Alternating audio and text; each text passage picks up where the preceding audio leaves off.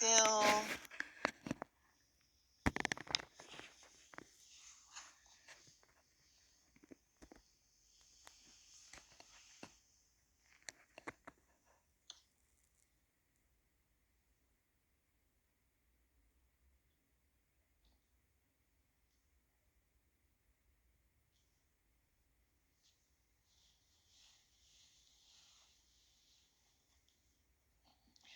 안녕하세요. 대어불보송사 수연선입니다. 금강경 강의 제12회 바른 가르침을 존중함 같이 공부하겠습니다. 이 세상에는 온갖 가르침도 많고 주의 주장도 수없이 많습니다. 그러나 무엇이 진정으로 존중되어야 할 바른 가르침이겠습니까? 자기가 가까이 하고 마음의 혼습이 되어 익숙해졌다고 생각해서 반드시 바른 가르침이지는 않을 것입니다. 개인의 아집을 떠나 어느 시대 어느 민족에게나 다 존중되어질 바른 가르침은 필수적으로 알아야 하고 또 반드시 바른 가르침이 있습니다. 이것은 바로 이 금강경의 가르침입니다. 모든 존재의 근본이며 만유의 진정한 생명인 반야의 가르침이야말로 마땅히 존중되어야만 합니다. 이 반야바라밀법을 받아 지녀 독송하고 남에게 설해주는 사람은 영원히 끝나지 않는 최상의 진리 그 자체를 성취하였기에 부처님의 참된 제자가 되고 더 나아가 부처가 되는 것입니다. 부처 수보리야 수설지경호대 내지 사국에 등하면 당지차처는 일체세간 전인하수라가 개음 공양의 엽을 탐묘거든. 그리고 또 수보리야 어디서나 이 경을 설하되 사국에만이라도 설한다면 마땅히 할라. 이곳은 일체세간의 천상인간 아수라 등이 공양하기를 부처님의 탐묘와 같이 할 것이거늘. 나무 아미타부 나무 아미타부 나무 아미타부.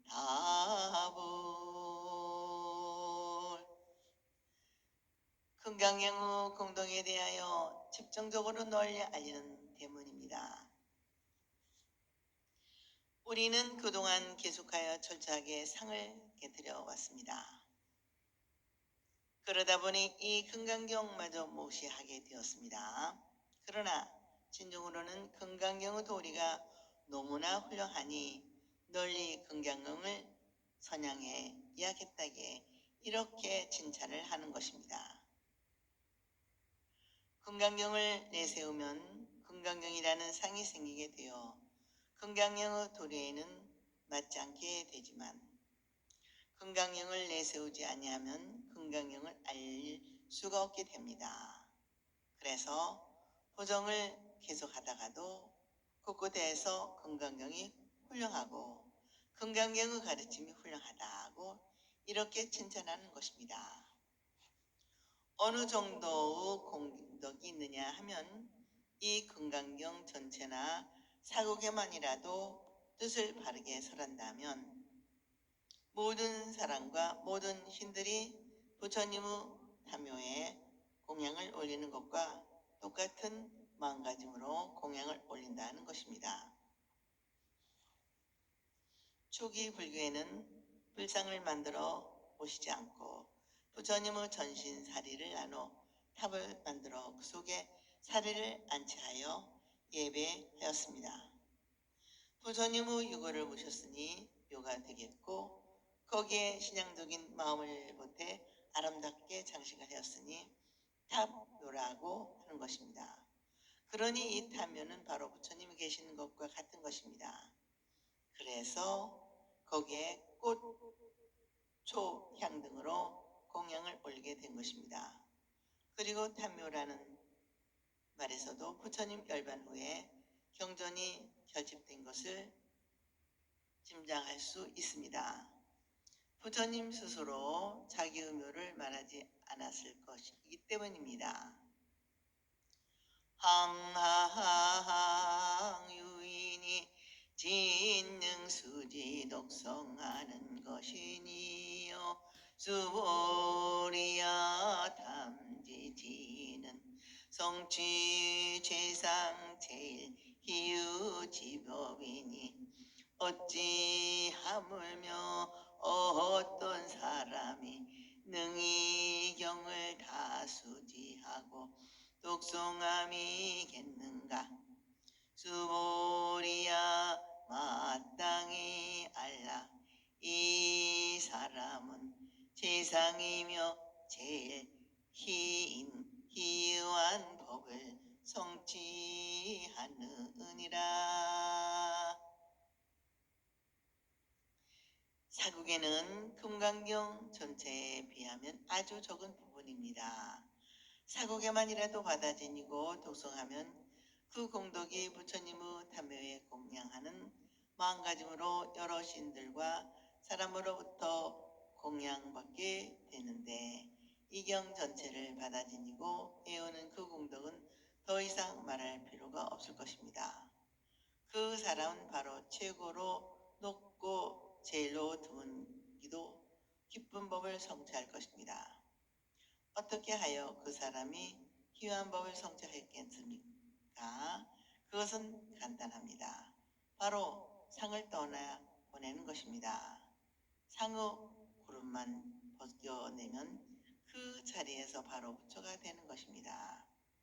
사상의 구름이 벗겨진 곳에 부처의 찬란한 태양이 빛나는 것입니다. 무슨 독특한 고행을 해야 한다든지 어떤 거룩한 실천을 해야 하는 것이 아니고 아상인상 중생상 수자상의 사상만 널리 버리면 바로 간단하게 부처가 되는 것입니다.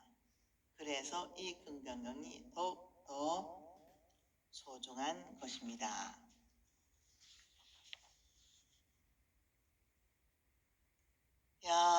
약시 경진수대지처 주의 휴볼 약존증제자니라. 만약 이 경전이 있는 고대는 곧 부처님과 존중할 제자가 계심이 되느니라.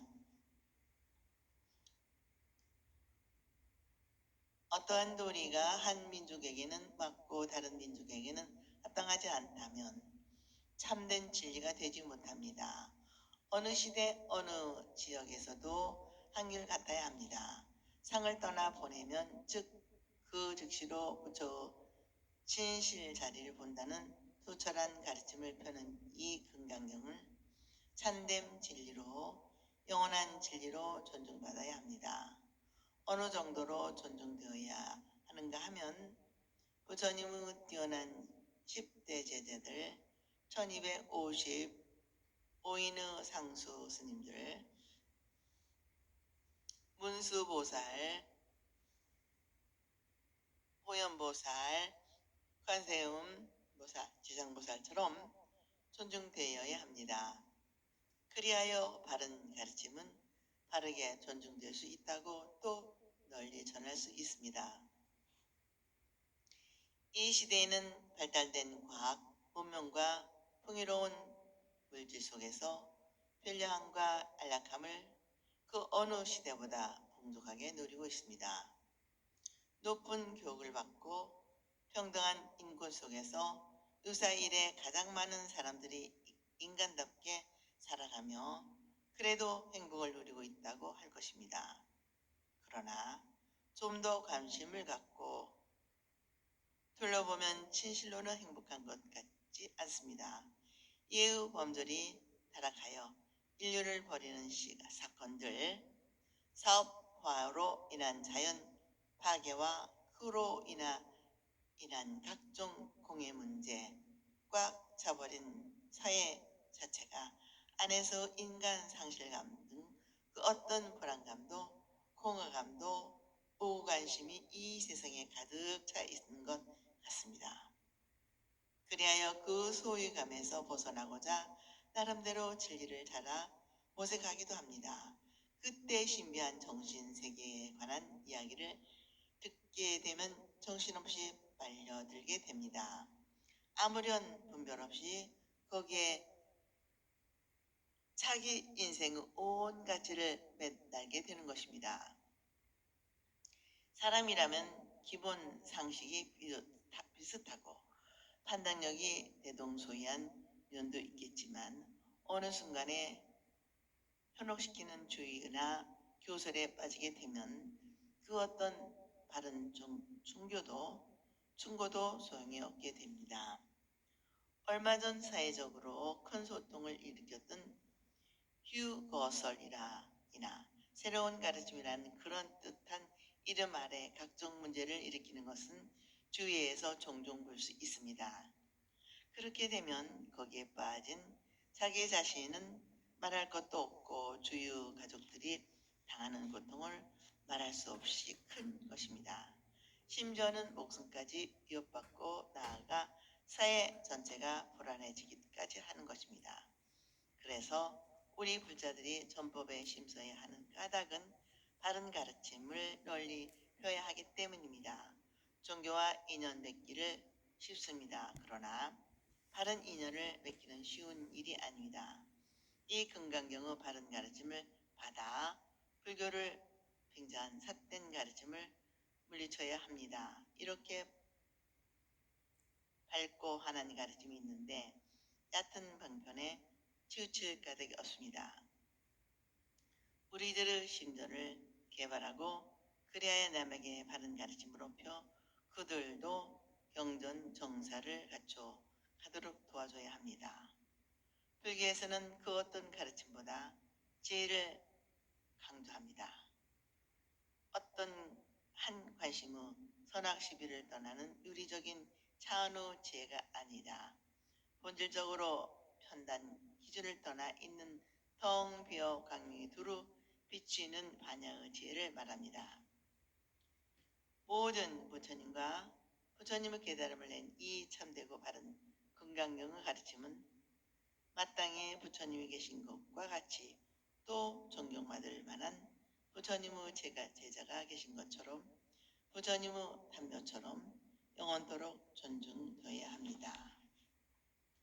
오늘은 여기까지 마치겠습니다. 다음 시간에 이어서 제13분 법답게 받아진임을 같이 공부하겠고요. 여러분 항상 건강하시고 행복하시기를 기도 바랍니다.